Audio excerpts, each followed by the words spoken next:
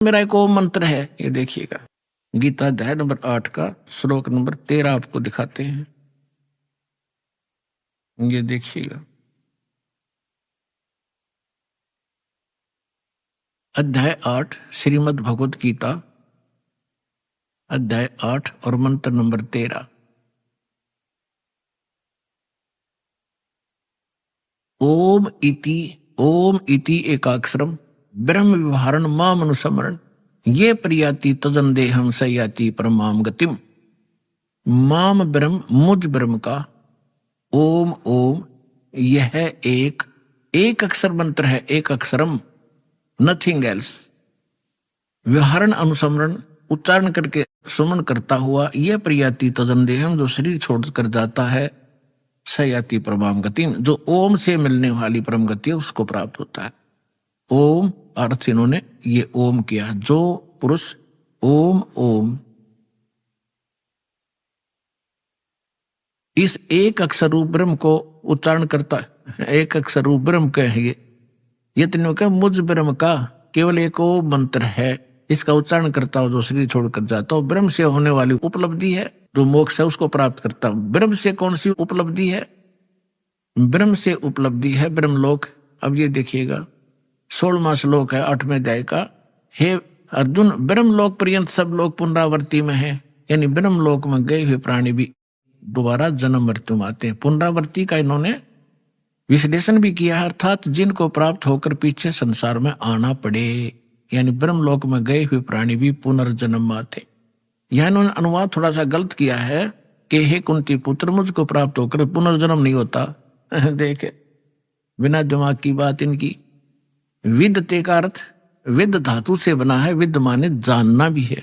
जो ये नहीं जानते कि मुझे प्राप्त होकर भी ब्रह्मलोक जाकर भी जन्म मृत्यु होते हैं, तो मेरी भक्ति करके भी उनकी पुनर्जन्म होता है। जो ये नहीं जानते कि ब्रह्मलोक में गए हुए प्राणी भी वापस आते हैं, तो उनका वो मुझे प्राप्त होकर भी पुनर्जन्म है। अर्जुन, उनका पुनर्जन्म है, इसका ये अर्थ है।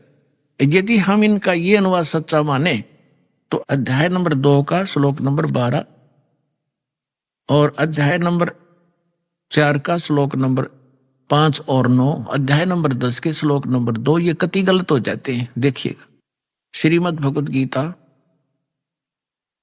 अध्याय नंबर 2 और श्लोक नंबर 12।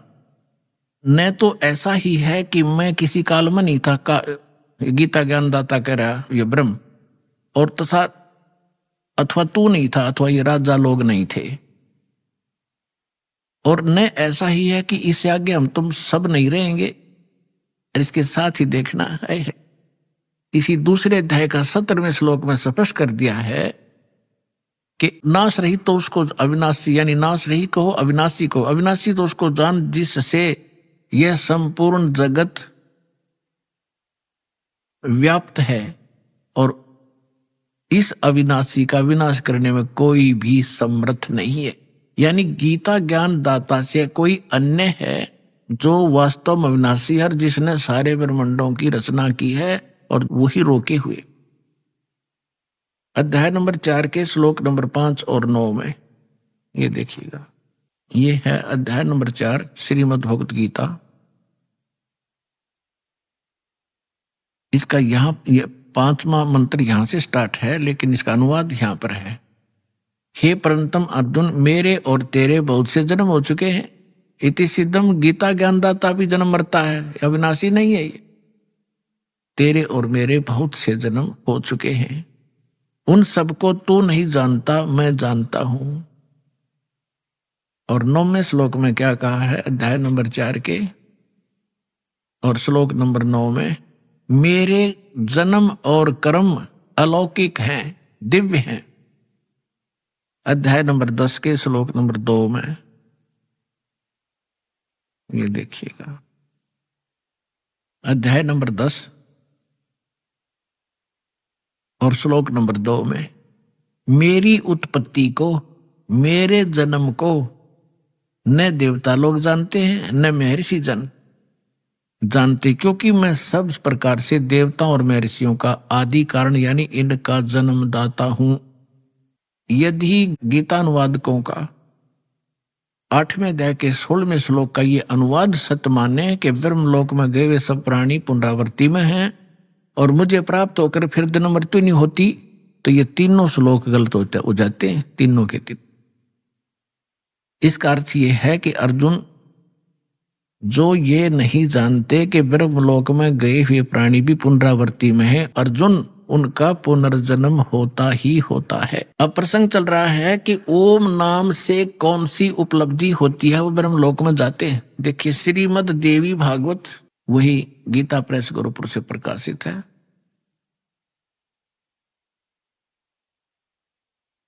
इसमें आपको दिखाते हैं 562 पृष्ठ पे, एक बार हिमालय राजा को देवी जी ज्ञान उपदेश कर रही है और ब्रह्म के बारे में जानकारी दे रही है। देखिएगा 562 पृष्ठ, संक्षिप्त देवी भागवत, और ये 7वां स्कंद। यहां हम आ जाते हैं। देवी के द्वारा हिमालय को ज्ञानोपदेश, ब्रह्म स्वरूप का वर्णन। श्री देवी जी कहने लगी, पर्वतराज, उस ब्रह्म का क्या स्वरूप है यह बतलाया जाता है। पहले तो अपने बारे में बताती है, मेरी भक्ति कर तो ऐसे ऐसे कर, लेकिन वो कहती है ये भी ठीक नहीं है। उस ब्रह्म का क्या स्वरूप है यह बतलाया जाता है, जो प्रकाश रूप, सबसे के अत्यंत समीप में स्थित, हृदय रूप गुहा में स्थित होने के कारण गुहाचर नाम से प्रसिद्ध है।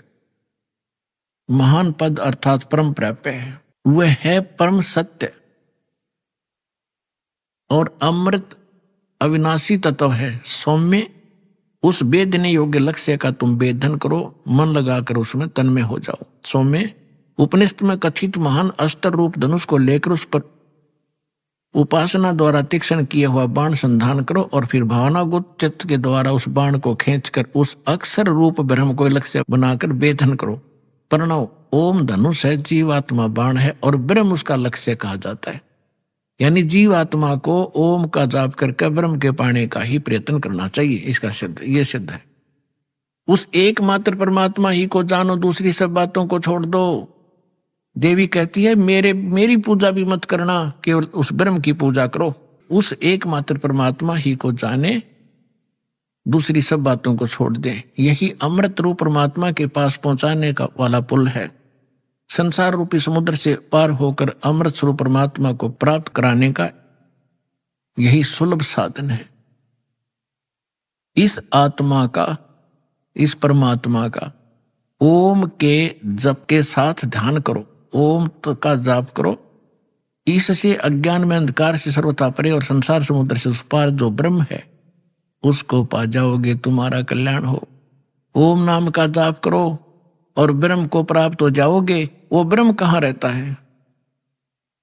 वह है, यह सबका आत्मा ब्रह्म, ब्रह्मलोक रूप दिव्य आकाश में स्थित है, ब्रह्मलोक में रहता है।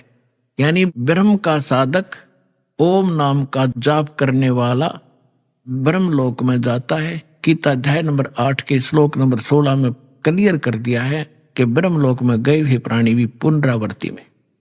और अब ये गीता ज्ञानदाता ब्रह्म है, ये क्या कहता है? अब गीता ज्ञानदाता कहता है कि अर्जुन, उस सच्चिदानंद घन ब्रह्म ने जो अपने मुख कमल से ज्ञान बोला वो वास्तविक ज्ञान है, वो तत्व ज्ञान है। उसमें विस्तार के साथ उस परम पिता के पाने की जानकारी है।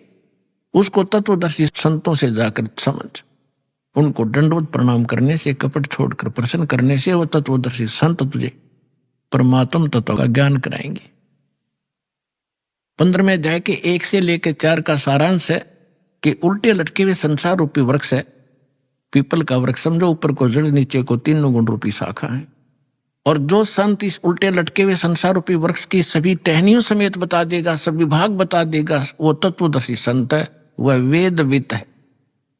परमेश्वर ने यह लीला स्वयं की हुई अपने मुखारविंद से बोली अमृतवाणी सच्चिदानंद घन ब्रह्म की वाणी। कबीर वाणी में लिखा है, अक्षर पुरुष एक पेड़ है, सरपुरुष वा कीटार, निरंजन कहो सरपुरुष कहो, और तीनों देवा शाखा है ये पात्र रूप संसार। 15वें अध्याय के 4 श्लोक में कहा कि जब तत्वदर्शी संत तुझे मिल जावे, उसके पश्चात परमेश्वर के उस परम पद की खोज करनी चाहिए, जहां जाने के बाद साधक फिर लौटकर कभी संसार में नहीं आते।